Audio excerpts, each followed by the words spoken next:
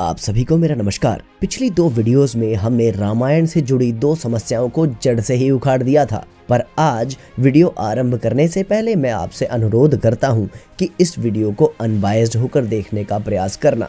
आखिर वीडियो उत्तरकांड से जुड़ी है। आज हम रामायण को ऐतिहासिक महाकाव्य की तरह नहीं बल्कि एक काव्य की तरह देखेंगे। वीडियो अंत तक देखना, अन्यथा अर्थ का अनर्थ होने की संभावना बनी रहेगी। और हाँ, यह वीडियो समाप्त करके पिछली 2 वीडियोस भी देखना, जिनके लिंक आपको डिस्क्रिप्शन बॉक्स में मिल जाएंगे। आनंद दोगुना हो जाएगा और वीडियो के अंतिम 2 चैप्टर्स मिलाकर सब कंफ्यूजन्स दूर हो जाएंगी। गधिष्ठों को याद रहे कि आपको अन्य दर्शक कमेंट्स में ही कूट देंगे। आगे बढ़ने से पहले मैं अश्विन, अरुण जी, नरेंद्र जी और योगेश जी का धन्यवाद करता हूं, जिन्होंने क्रमशः 1000, 1100 और 251 रुपए का सहयोग UPI के माध्यम से भेजा है। इस वीडियो में 7 चैप्टर्स होंगे। चैप्टर 1 भिन्न भिन्न अहिल्या, चैप्टर 2 ठर की रावण का दुख, चैप्टर 3 शत्रुघ्न भूल गए, चैप्टर 4 पुष्पक की भसड़, चैप्टर 5 कांड पर कांड, चैप्टर 6 उत्तरकांड सही है अकाट्य तर्क, चैप्टर 7 उत्तरकांड पक्का सही है गणितीय प्रमाण। चैप्टर 1 भिन्न भिन्न अहिल्या। अहिल्या और इंद्र का प्रसंग तो आप जानते ही है, तो अब बालकांड के सर्ग 48 का श्लोक 19 देखिए। रघुनंदन महर्षि गौतम का वेश धारण करके आए हुए इंद्र को पहचान कर भी उस दुर्बुद्धि नारी ने अहो देवराज इंद्र मुझे चाहते हैं, इस कौतूहलवश उनके साथ समागम का निश्चय करके वह प्रस्ताव स्वीकार कर लिया। तो यहाँ अहिल्या अपनी इच्छा से इंद्र को अपनाती है। वहीं उत्तरकांड सर्ग 30 के श्लोक 30 के अनुसार इंद्र ने अहिल्या के साथ बलात्कार किया। अब या तो 2 अहिल्याएं हैं और 2 इंद्र हैं जिनकी अलग अलग घटनाएं हैं, या वाल्मीकि जी उत्तरकांड तक आते आते भूल गए कि बालकांड में क्या हुआ था, या पूरा बालकांड ही गलत है, क्योंकि उत्तरकांड कोई मिलावट थोड़े है। चैप्टर 2 ठर की रावण का दुख। अब रावण को तो आप जानते हैं ना। युद्धकांड के 13वें सर्ग में महापार्श्व रावण को माता सीता को बलपूर्वक अब्यूज करने के लिए उकसाता है। तब श्लोक 11 और 12 में रावण कहता है कि भूतकाल में उसने पुंजिक स्थला नामक अप्सरा का रेप कर दिया था। श्लोक 14 और 15 में रावण कहता है कि इस कृत्य से कुपित होकर ब्रह्मा जी ने उसे श्राप दिया था, यदि फिर कभी वह ऐसा कुकृत्य अर्थात बलात्कार करेगा तो उसका सर फट जाएगा। पर उत्तरकांड सर्ग 26 श्लोक 40 के अनुसार रावण ने रंभा का रेप किया था, और श्लोक 55 के अनुसार नल कुबेर ने उसे श्राप दिया था कि यदि वह फिर कभी बलात्कार करेगा तो उसके सिर के टुकड़े हो जाएंगे। अब अगर पहले ब्रह्मा जी ने श्राप दिया था ऐसा माने, तो रावण रंभा का रेप कैसे करता, और अगर पहले नल कुबेर ने श्राप दिया था तो पुंजिक स्थला का रेप कैसे हुआ। तो इसका मतलब एक वृतांत तो पक्का मिलावट है, तो युद्धकांड ही मिलावटी होगा। उत्तरकांड तो मिलावट हो ही नहीं सकता, है ना। चैप्टर 3 शत्रुघ्न भूल गए। उत्तरकांड सर्ग 65 में शत्रुघ्न लवणासुर के वध के लिए निकले।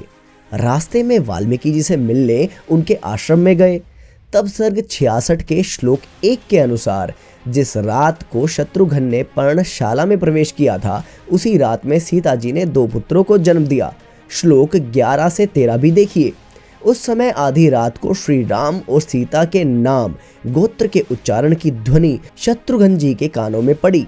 साथ ही उन्हें सीता के 2 सुंदर पुत्र होने का संवाद प्राप्त हुआ। तब वे सीता जी की पर्णशाला में गए और बोले, माता जी, यह बड़े सौभाग्य की बात है। फिर शत्रुघ्न लवणासुर का वध कर देते हैं। सर्ग 70 श्लोक 16 के अनुसार 12 साल तक मधुरापुरी बसाकर वहां शासन करने के बाद शत्रुघ्न जी श्री राम से मिलने की इच्छा जताते हैं।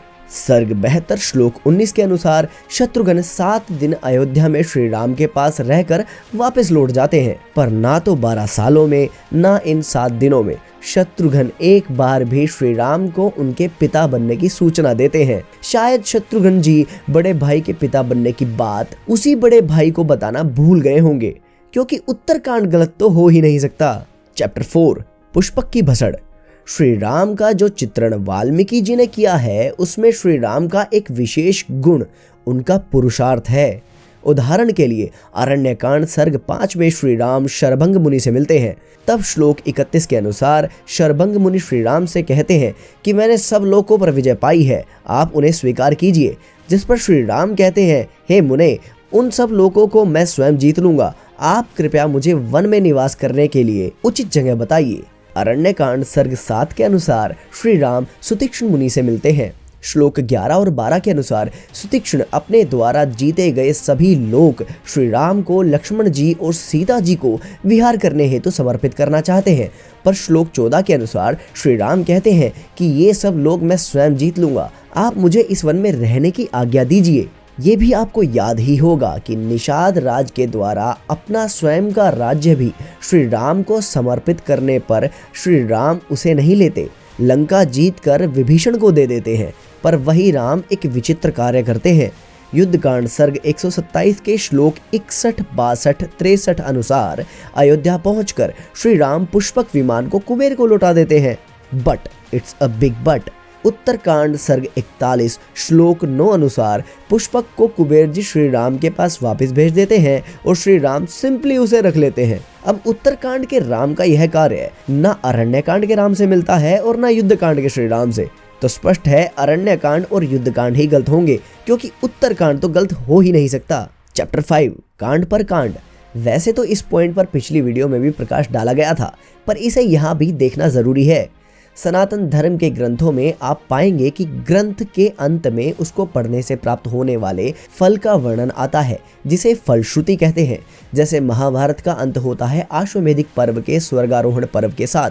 अब महाभारत समाप्त होने से जस्ट पहले आए स्वर्गारोहण पर्व का यह श्लोक देखिए, जो भली भांति एकाग्रचित होकर इस भारत आख्यान का पाठ करता है उसे परम सिद्धि प्राप्त होती है, इसमें मुझे संदेह नहीं। और फिर महाभारत समाप्त होती है। इसी प्रकार वाल्मीकि रामायण के युद्ध कांड के अंतिम सर्ग 128 में श्लोक 107 से 125 तक फलश्रुति ही है। अंतिम श्लोक 125 भी देखिए। यह काव्य आयु, आरोग्य, यश तथा भ्रातृ प्रेम को बढ़ाने वाला है। यह उत्तम बुद्धि प्रदान करने वाला और मंगलकारी है। अतः समृद्धि की इच्छा रखने वाले सत्पुरुषों को इस उत्साहवर्धक इतिहास का नियम पूर्वक श्रवण करना चाहिए। पर इस फलश्रुति के बाद आता है उत्तरकांड, जिस पर संदेह किया ही नहीं जा सकता, तो स्पष्ट है युद्धकांड ही गलत होगा। चैप्टर 6 उत्तरकांड सही है, अकाट्य तर्क। उत्तरकांड वाल्मीकि रामायण का ही अभिन्न अंग है। इस बात की पुष्टि स्वयं वाल्मीकि रामायण करती है। जैसे बालकांड सर्ग 4 का श्लोक 2,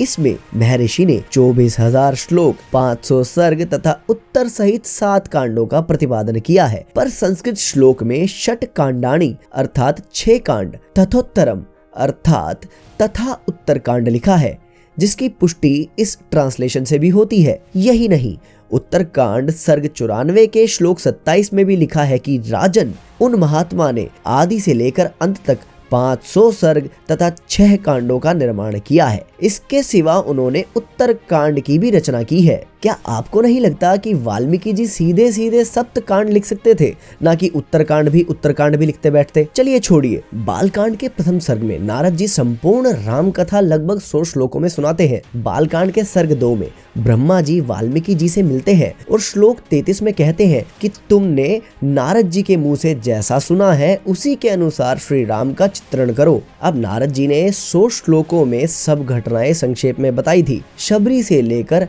निषाद राज का भी वर्णन किया था, पर उत्तरकांड की घटनाएं जैसे सीता निर्वासन, शंभुक वध, इन सब का वर्णन नहीं किया था। तो क्या वाल्मीकि जी ने उत्तरकांड रचा और ब्रह्मा जी की ही अवज्ञा कर दी? पर अभी एक पक्ष और है। बालकांड के सर्ग 4 के श्लोक 3 में मेंशन्ड स भविष्यम सहोत्तरम, ये प्रूव करता है कि वाल्मीकि जी ने उत्तरकांड में भविष्य की घटनाओं को अंकित किया है जो नारद जी ने नहीं बताई थी।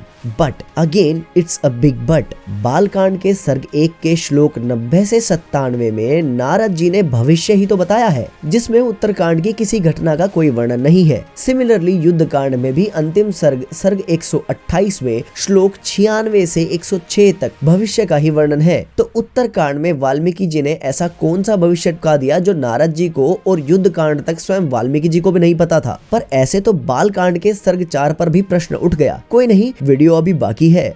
चैप्टर 7 उत्तरकांड पक्का सही है, गणितीय प्रमाण। अब उत्तरकांड को प्रमाणित करने वाले बालकांड के सर्गों की पड़ताल होगी।